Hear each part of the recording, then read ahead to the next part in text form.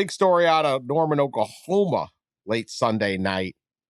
Cale Gundy, brother of Mike Gundy, who's obviously the Oklahoma State coach. But Cale Gundy was a star quarterback at Oklahoma and has spent, I think, the last 25 plus years as an assistant coach with the Sooners. He released a statement late Sunday night where he resigned from his job and said, "I owe it to Sooner Nation to be transparent.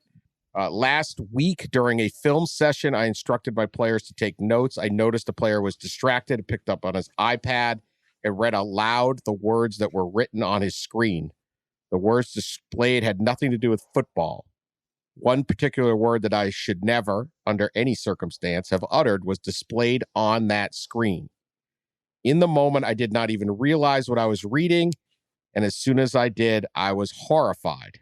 I want to be very clear. The words I read aloud from the screen were not my words. What I said was not malicious. It wasn't even intentional.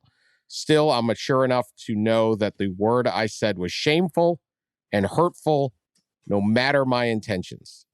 We've gotten more of an update on Monday from head coach Brent Venables. He said this: "Coach Gundy resigned from the program because he knows what he did was wrong. He chose to read aloud to his players not once, but multiple times, a racially charged word that is objectionable to everyone and does not reflect the attitude and values of our university or our football program. This is not acceptable, period. Coach Gundy did the right thing in resigning," and so on. So mistakenly reading a word once, not saying you keep your job, but it's once. Saying the same word multiple times is a different story. So I know he's not the head coach, but kind of a coaching legend at OU is out. Your thoughts on that, Pat? Yeah. It's significant. The additional context offered by Venables, I think, is instructive, and the tone from Venables makes it clear. I think that if Cale Gundy didn't step down, he was going to step down. He was going to be pushed, and maybe that's what happened here ultimately. But there are words you cannot say, and you should not say. And clearly, Cale Gundy said it, and not once, but multiple times. And here in 2022, as a college football coach, this is what you get. I don't want to hear people moaning, "Oh, cancel culture. Oh, this is ridiculous."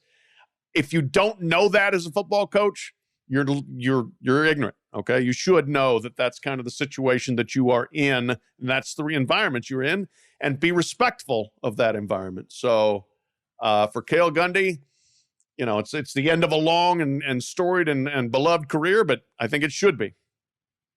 Well, and we at first, right when this came out Sunday night and into Monday, you kind of heard that the backlash of the moaning of the cancel culture and stuff like that.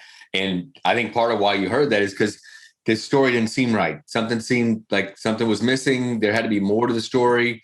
And then, right, little by little, the truth is coming out that it wasn't more. He didn't just say the word once, that he said the word multiple times. So I don't know what happened with his statement, why his statement kind of inferred or, suggested that he read it almost by accident one time. And then obviously Brent Venables came in to clear up and offer more information. Obviously, when you're speaking to, a room full of athletes and say those things, and knowing you have to go on the road and recruit, and knowing your own players talk to recruits, I mean, that's not a good situation. And for everybody, a split was probably necessary there. Yeah, and who knows? I mean, we may get more context from, if there are sides to the story, from all the different sides. And that's the thing. I mean, this initial statement is one person's statement.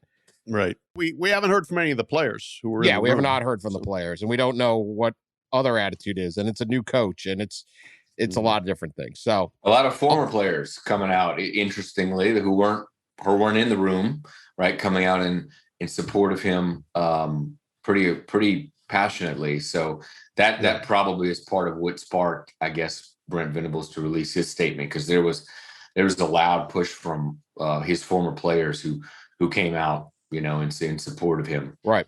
Who love him. He does have his support out there. So a lot of different angles on that.